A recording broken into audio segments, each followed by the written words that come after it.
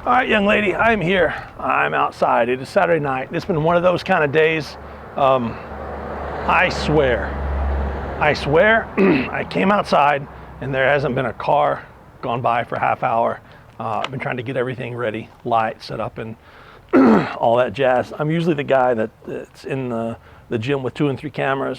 I've got lights set up everywhere, microphones, and everything has to be perfect for video. But I take full responsibility. Everything that could have gone wrong the last few weeks has gone wrong. But I'm here right now, and I sat down and I went to re-edit the video that I made for you. And the honest truth is I think that I can make the video a little more clear for you than what I did previously. And I want to make it even more simple because I think that simple is better. And anytime that I can take something and make it simple, I can make it to where you can understand it better. Then I think that that's a good thing. So we're just going to make this a dialogue back and forth. I've got a stack of your questions with some notes. Had a lot on my phone, have a lot on my computer as well. And I went to send them out here, but my little dude took over my laptop when his iPad died.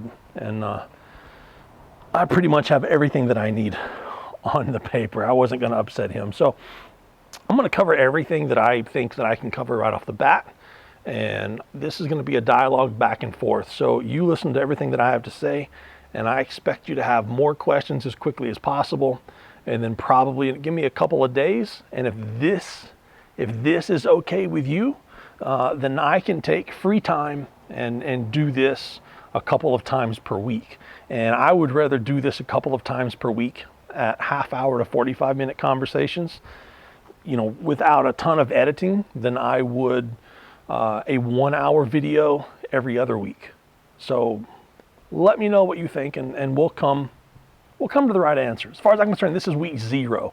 I've done nothing for you yet. So let me see, going through your notes, your new contest, next contest, I've got the link to that, a truck pull, an overhead press medley, which is a log axle dumbbell for reps, an ascending deadlift, a frame carry into sandbag throw, which sounds, I don't really like the sandbag throw at all, but a frame carry into a sandbag throw sounds pretty interesting. And the head-to-head stones, which I'm not a huge fan of, but when I was good at stones, I would have loved it. I would have loved the battle. So a couple of questions that you had.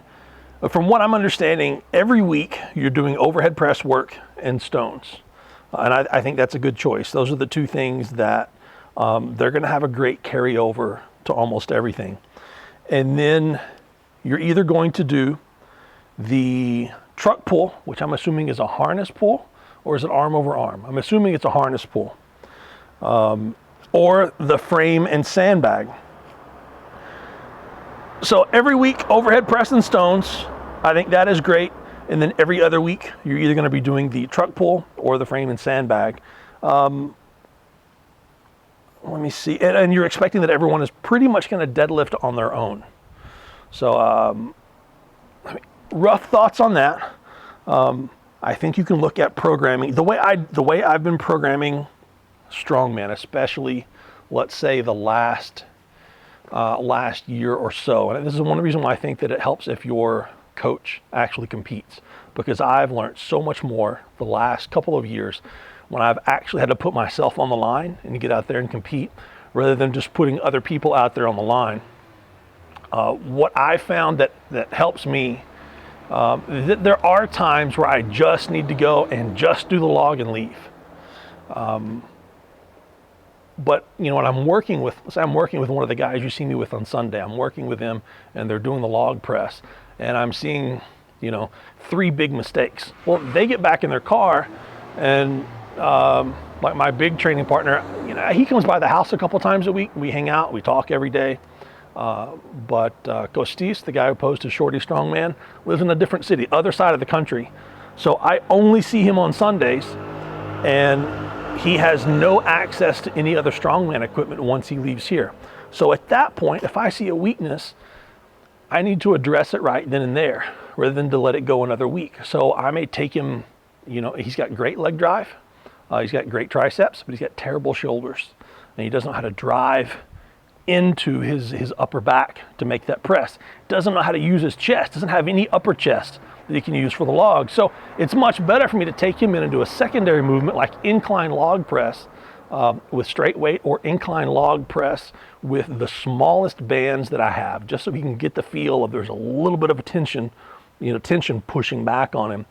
3 sets of 5, 3 sets of 8, 3 sets of 10. 4 sets, 5 sets, something like that. Nothing killer, nothing crushing, but the more sets that he can do, the more opportunities I can have to say, see there, okay, now let's tweak this. Okay, and the more reps that we do, I can say, okay, now let's tweak this, now try this, now try this. If he only has that 1 set of log, I only have 1 opportunity to make a correction. And that goes for myself as well. That's why I tend to do multiple sets of multiple reps. That way I have multiple opportunities to correct myself. Now, when I get right up close to the contest, I drop all of that and I'll walk in and hit the big lift first, and then I'll drop back down and do 1 corrective lift or 1 accessory after that, usually somewhere around the 3 sets of 5 range, because at that point, I know what I need to do. So think about a secondary exercise. If you're working with your athletes, and I used to do this when I lived in Kentucky, I would have anywhere from, what would either go from either just me, and at one point we would have 13 to 17 people driving 4, 5, 6 hours each way to come and train. So for each person, I would take a piece of paper, their name at the top, either their 5 events that they need to work on, or the 5 events that we were training that day, and break it down what I thought they should do.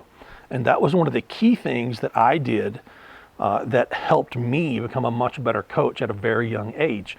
Not only did I have to look at what I thought was going to make me better, and I'd spend the whole week asking people, friends, family, everyone online back then, what should I do? But for every individual that was coming to train with me on weekends, I made a page with their name on it, the exercises, the sets and reps that I thought they should do, and should they do an accessory, and what should they do for recovery. And I did that, if you have 10 people every Sunday training with you, for 50 weeks or 30 weeks, that's 300 different pages you've had to come up with. Even if you're wrong, it's still a lot of work and it's still a lot of learning. So consider that. The same on stones. Stones will beat you up all the time. If you're doing stones all the time, they will beat you up. They will eat into your biceps. They will eat into your shoulders. They're great for building everything else, but they will eat into your tendons. Consider using a sandbag and getting a tacky towel from Amazon, starting Strongman. Cale Beck always has some sort of discount, and I believe he's got them on his website. They're very difficult to get. I've waited for over a year to get a new tacky towel through Amazon here in Europe. But I think that's what I would do, is I would train sandbags. If you're going to do stones every week, I would say at least every 3rd week, no stones at all. Train with sandbags, even a light sandbag, a heavy sandbag, sandbag carry and load, sandbag shoulder, throw it over your shoulder, spin, grab it, throw it over your shoulder, anything that you can think of. But I would not do stones every week. And you have to think about how you're going to rotate those stones. And it's not just contest runs all the time. Light stones, set of 5, set of 3, 3 sets of 5, 5 sets of 2, 5 sets of 3, 4 sets of 6. Is all that way too much for this lifter? I have a lot of guys go in, and their cruise weeks on stones is just go in and lift a fun stone that's heavy, however good you feel, load a big stone and walk away. Or just do a couple of sets of 3 until you feel satisfied and walk away feeling and knowing that you could do more. Let your body recover a little bit. And then I program the crazy work in that I know it's going to take something out of their guts for them to finish. Okay, so so when you're trying to figure out, should they be doing the other events? The truck pull frame. A truck pull generally shouldn't take very long to set up if your crew is fast.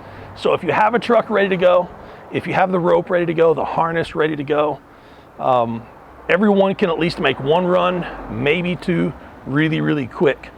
I think it is important to do that. I would encourage them that on the weeks that they're not doing that in the gym, to do a harness sled drag, a heavy sled drag in their gym, wherever they are. Same day as leg day, squat day, whatever that might be, or in a cardio and conditioning day. But they need to work on technique. They don't have to have a rope. They don't have to have the truck pull shoes, but they need to be working on the, the cardio, the conditioning, the calf, the quad work. It needs to be done as often as possible.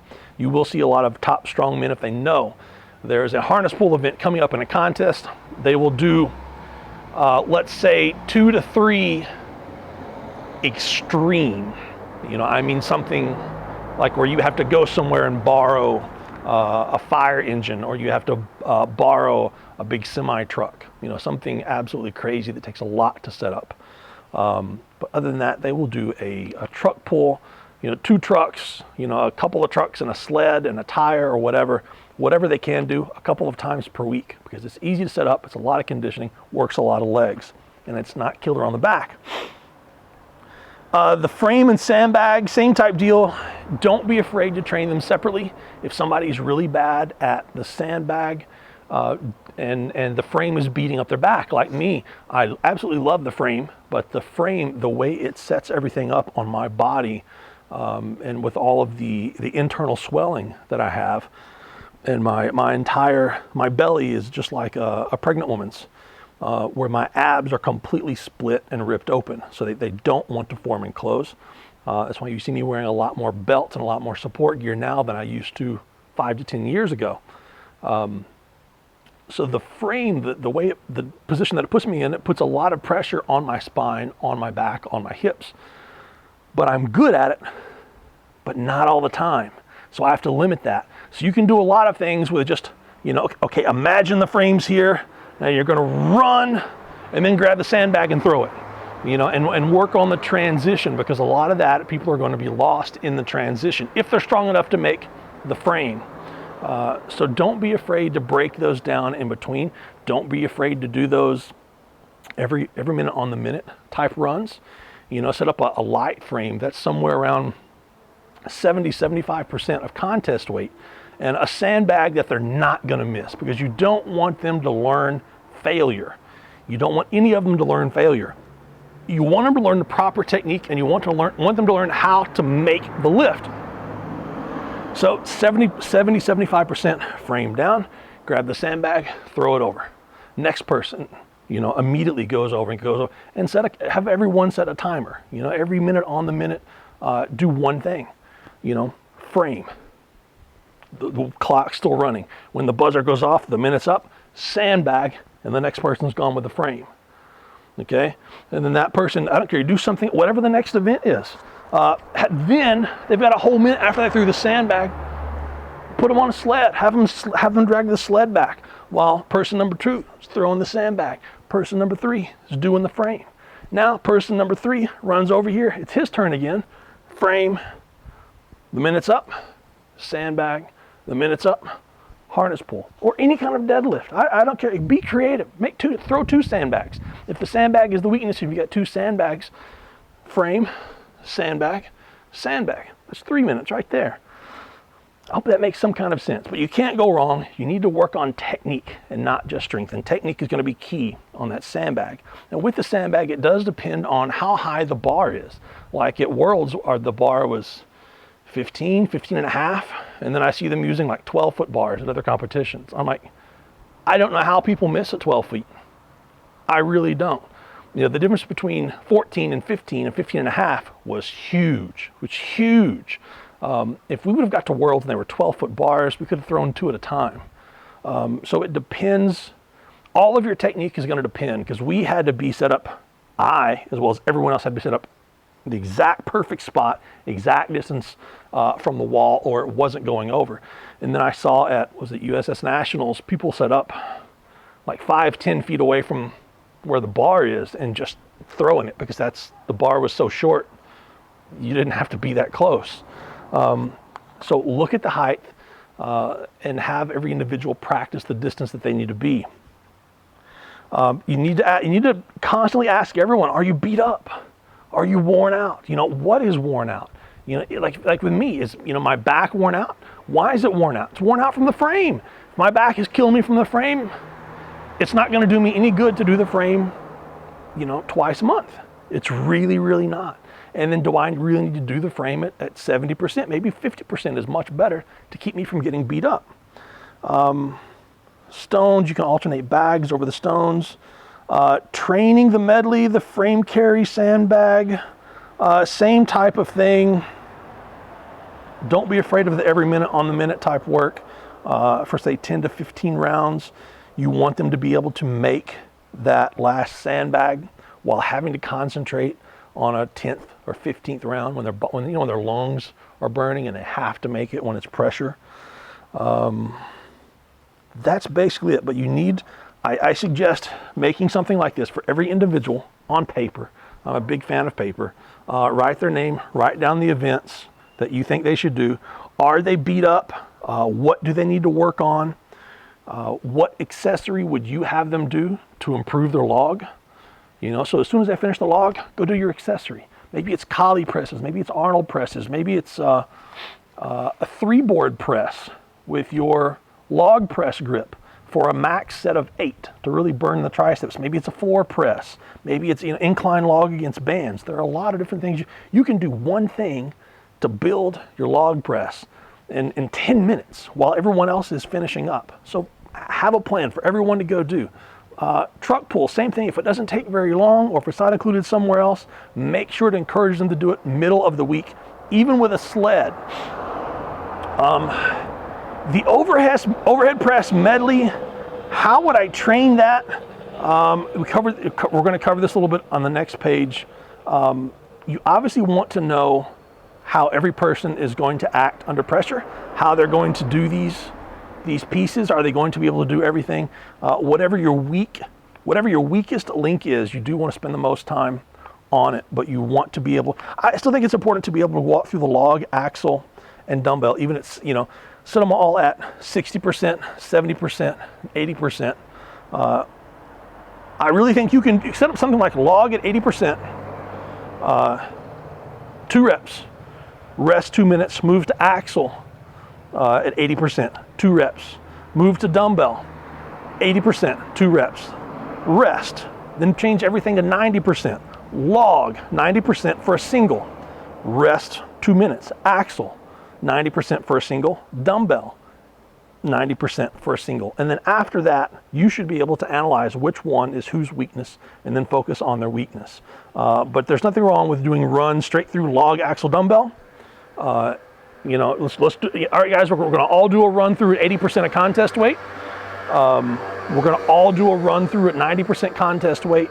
And those that want to work on 90% or better of their weakest lift. Hope that makes sense. If not, we'll clear it up. Ascending deadlift, mostly to the point, you just got to be strong. I think everyone needs to have a goal of what, what number, which deadlift on the ladder that you hope to get. And if it's a PR, you're probably not going to get it. So you're hoping that whichever one you want to get is slightly below a PR and that you can pull it for a double. Because if it's your 3rd rep and you're looking to get that, you've got to do 2 lighter ones before that, plus the run and the adrenaline and everything else that either works for you or against you. But don't be afraid to set up an ascending deadlift. One of the things that I did getting ready for Worlds before I got sick and everything kind of went south was I set up, I think, the first one, and I would pull it for a single, and then we would immediately drop 55 pounds of chains, which was the second one, pull it for a single, immediately drop 55 pounds of chains, pull it for a third. I knew that was my best I was going to get in, and that was it. So instead of going straight weight, I added chains, or you can add the smallest bands humanly possible to increase the tension without beating up your back, because you're doing a lot of other events. Always remember, it's best to walk into the contest pain-free, but it's best to walk into every training session not beat up than it is to walk in beat up and weaker than you should be. Let me see, page number 2 here. You mentioned that your log and axle are okay. The dumbbell is fairly heavy for you. Should you train it every week, every other week? I think you can train it twice a week. There's nothing wrong with that.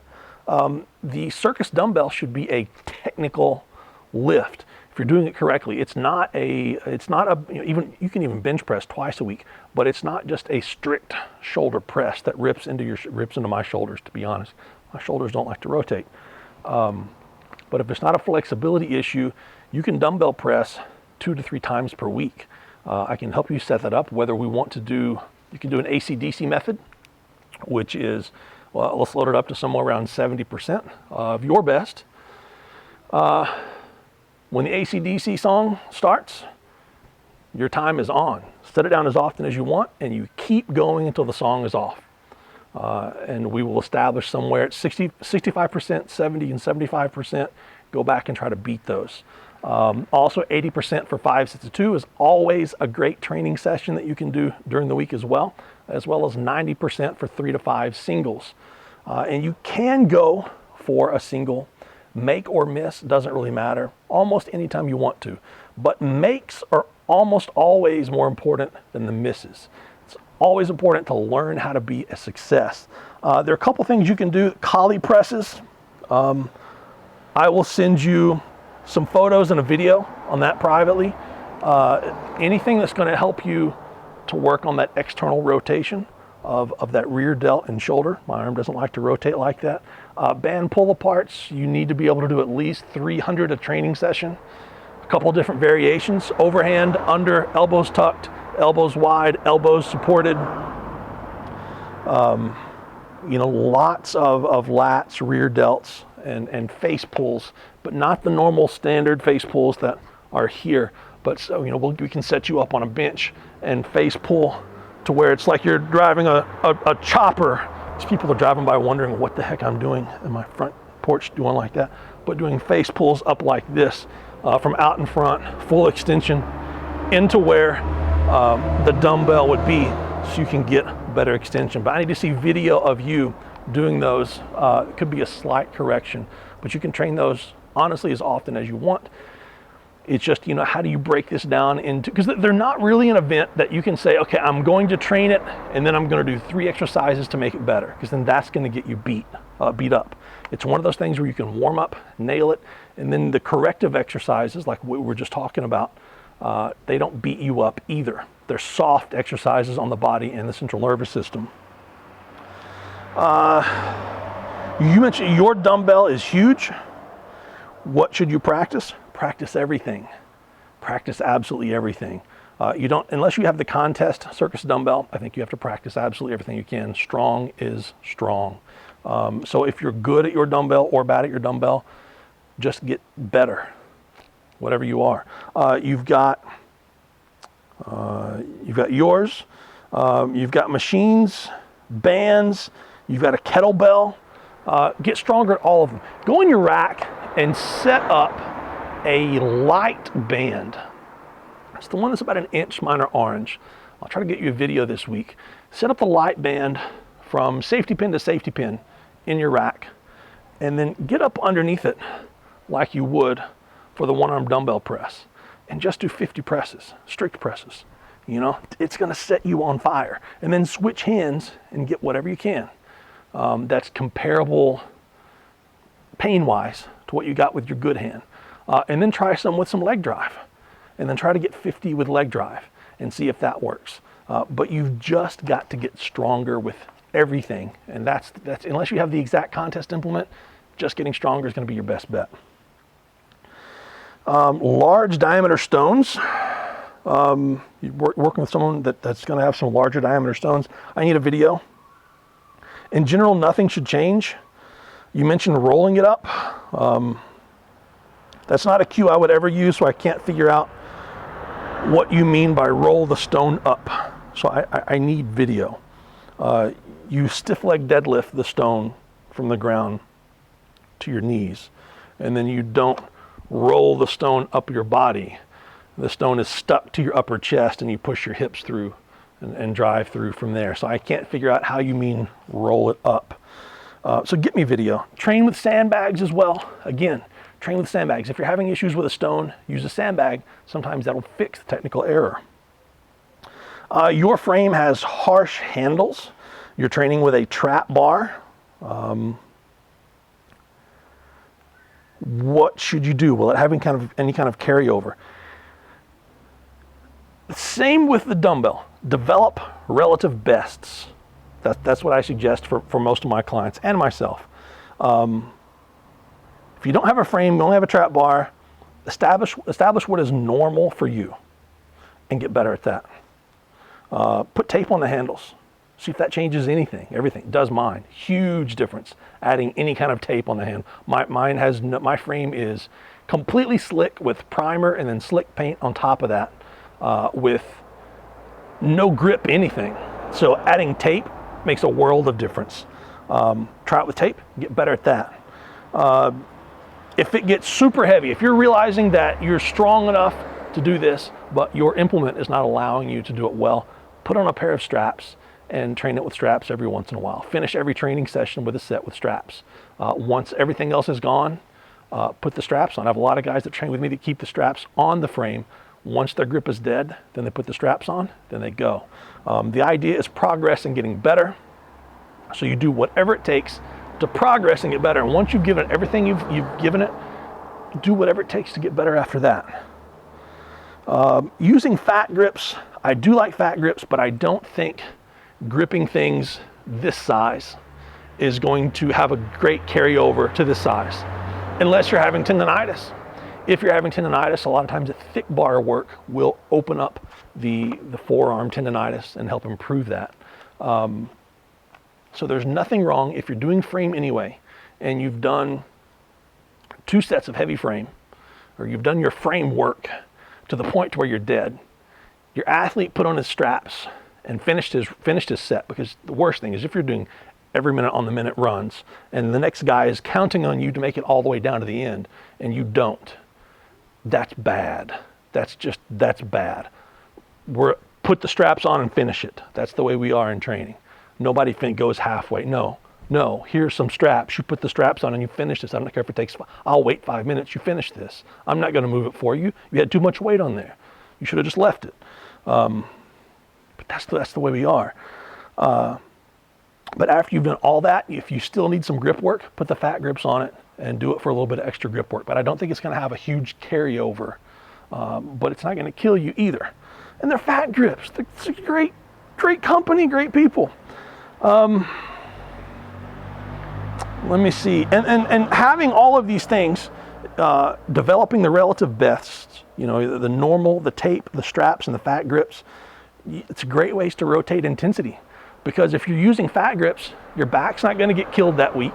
So you can push harder if you need people to deadlift that week, or you want to watch people deadlift. If you're saying, okay, I'm in charge of you, I really want to see you pull. Because if your deadlift looks horrible, I don't want it to be my fault. So if you need them to deadlift, but you don't want their back to be absolutely dead from the frame, put the fat grips on and say, okay, we're going to do fat grips every minute on the minute, fat grips with 2 sandbags. And we're also going to deadlift today, so save your back. So there's different ways to rotate intensities. The sandbag throws, I mentioned this earlier, height's important, and I need video. I need video of you guys throwing sandbags, so get me some video on, if it's a mobile phone or whatever, get me some kind of video of people throwing bags. And if I don't have answers, I'll find someone who does have answers to help you guys get better. So let me see a little bit more of what's going on. You sent me a video of your deadlift. You mentioned that your weight shifts to your left. I can see that in the video. You are seemingly pulling either hook grip or double over. So weight shifts when both hands are over is more common than over under. I would like to see a video of you pulling from a 45-degree angle, as well as a side view pull as well. And it doesn't have to be heavy. 75 to 80% would be minimally ideal. So you just need like 6 cameras, 3D'd all the way around you for a max effort set. That's really all you need. But I don't think it's that big of a deal.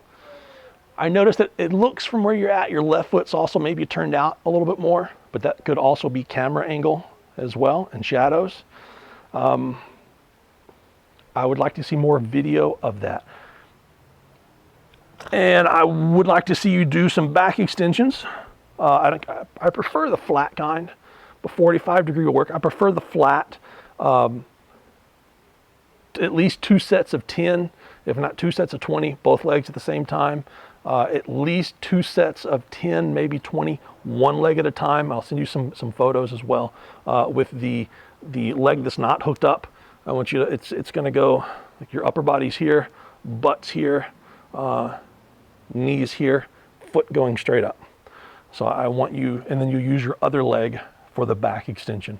You want to make sure that you don't notice some sort of major weakness in your glute, hamstring, piriformis, or anywhere throughout your entire rectors, to make sure something isn't firing. And if that comes out okay, then hold a medicine ball or a 5 or 10 pound plate when you do that as well, just to make sure that they all fire well under pressure. There